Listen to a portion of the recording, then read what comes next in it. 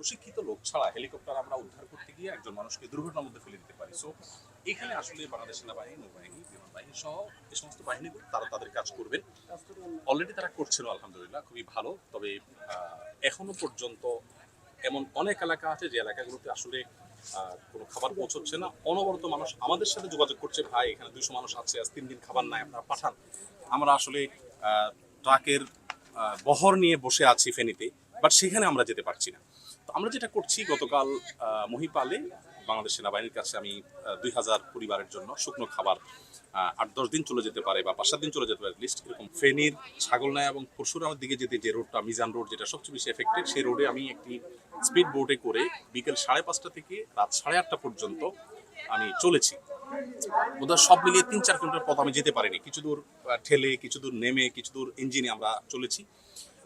মাগরিবের পরে বিশেষ করে ঘুটঘুটে অন্ধকারের মধ্যে অনেকগুলো স্পিড বোট চলছে, সেখানে কারো গায়ে পড়ছে না, কোনো ট্রাক এলে ধাক্কা পড়ছে, এরকম একটা পরিস্থিতি। সেখানে এমন এমন মানুষও পেয়েছি যে গত 5 দিন যাবৎ দুজন ভদ্র মহিলা ইয়াং, আমি দেখেছি বুক পানিতে তারা হাঁটছেন এবং মনে হলো যে তারা খুবই ক্লান্ত, বিপদগ্রস্ত হবেন। আমরা আমাদের স্পিড বোট থেকে কয়েকজনকে নামিয়ে আমি তাদেরকে তুলে নিলাম এবং আমি জিজ্ঞেস করলাম, বোন আপনাদের সমস্যাটা কি বলবেন। ওই আমাকে বললেন, আমরা 4-5 দিন যাবৎ আমরা 3 জন ভাই বোন, 1 জন ছেলে 2 জন মেয়ে, আমরা এখানে মহিপাল একটা হোটেলে এসে উঠেছি। আমাদের মা পরশুরামে, তিনি বেঁচে আছেন না মারা গেছেন, কি করছেন, আমরা ইনফরমেশন জানতে পারছি না। তো মোবাইল সিস্টেম অনেকটা ভেঙে পড়েছে, যোগাযোগ ব্যবস্থা ভেঙে পড়েছে, যার কারণে যোগাযোগ করা যাচ্ছে না। তো বললেন যে আমরা আসলে এই শুধু মাটা বেঁচে আছেন কিনা এই ইনফরমেশনের জন্য আজ 5 দিন প্রতিদিন সকালে এই পানি দিয়ে আমরা যাই কয়েক মাইল, আবার ফিরে আসি বিকেলে সন্ধ্যায়। এটাই আমাদের কাজ, কিন্তু আমরা কোনো কুলকানা করতে পারছি না। তো এই জায়গাটাতে আসলে বিশেষভাবে ফোকাস দেওয়া আমার মনে হয় যে খুব গুরুত্বপূর্ণ। মানুষ খাদ্যে কষ্ট করছে, আর তথ্যের যে ঘাটতি, গ্যাপটা তৈরি হচ্ছে, এটার কারণে মনে হয়তো আমার মা ভালোই আছেন, কিন্তু যোগাযোগ করতে না পারার কারণে এই মানসিক বেদনাটা অনেক বেড়ে যাচ্ছে। গতকাল বাংলাদেশ সেনাবাহিনীর কাছে আমরা যে মালামাল হস্তান্তর করেছি, সেখানে প্রচুর পরিমাণ আমরা আলাদা করে পানির বোতল দিয়েছি। 50,000 পরিবারকে এখন এই মুহূর্তে তাদের দাঁড়াবার ব্যবস্থা করছি। এর পরের ধাপে আমরা 25 কেজি করে চাল 50,000 পরিবারের জন্য ইতিমধ্যে আমরা চাল অর্ডার করে ফেলেছি। আর একেবারে শেষ ধাপে এসে আমরা 5,000 পরিবারকে পুনর্বাসন করব। সেই সাথে বলে রাখি যে আমরা শিশু খাদ্যের বিষয়টা মাথায় রেখেছি।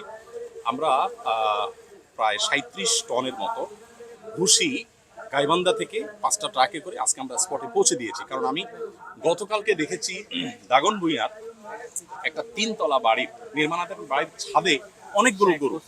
তো আমি যখন যাচ্ছিলাম, ওয়ালাইকুম আসসালাম, আমি যখন যাচ্ছিলাম তখন ওই ছাদে অনেকগুলো গরু দেখে আমাকে মানুষ বললো যে ছাদে গরু, 3 তলার ছাদে নির্মাণাধীন বাড়ি।